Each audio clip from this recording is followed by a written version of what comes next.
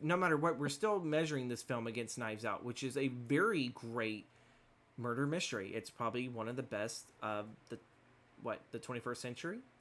Yeah, Yeah, it's probably one of the it's an best ones. enjoyable film. Yeah. It is.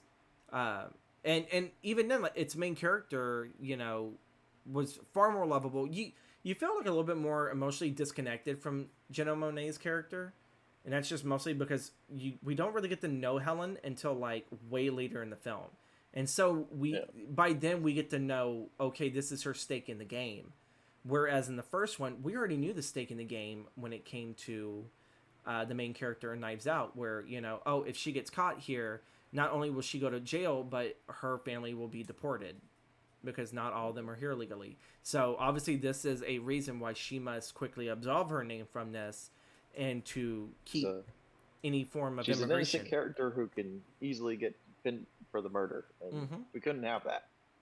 But like, Well, I yeah, kind of felt like doing that again for like another movie. That would be like, oh, well, like, yeah, that's not the original. So I kind of understood the leap of faith that that's he made, but it's still we didn't connect with this character.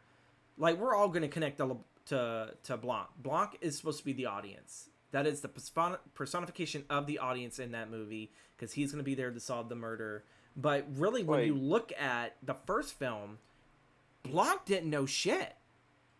He was Yeah, still I solving mean, the he was still solving it, but us, the audience, was the girl.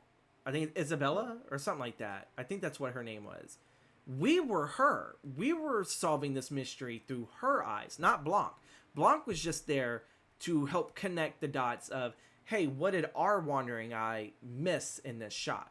yeah, Or just by the form of what did our main character miss that she's trying to figure it out, and Blanc's all like, oh, well, like, if you didn't look at it from this direction, then you could see that A and B equals C, whatever. Like, you don't have that in this movie.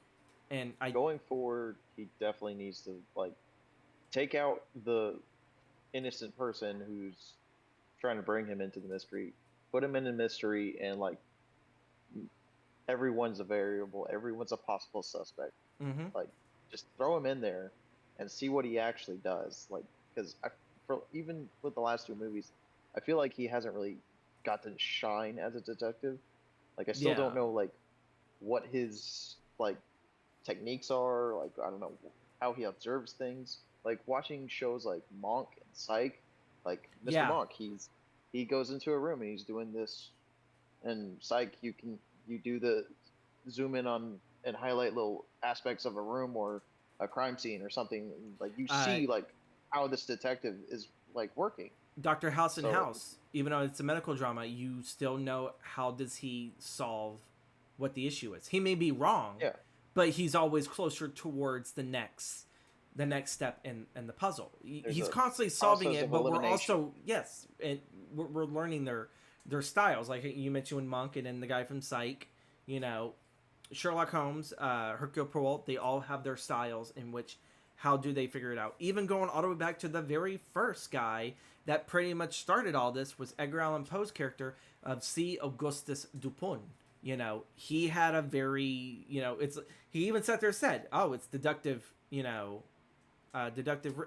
reasoning and all this other stuff.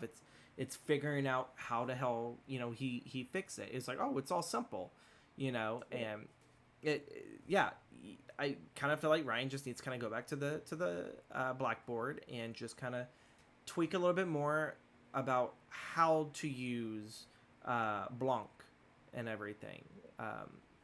Really, that's all they really. It's just one little extra tweak.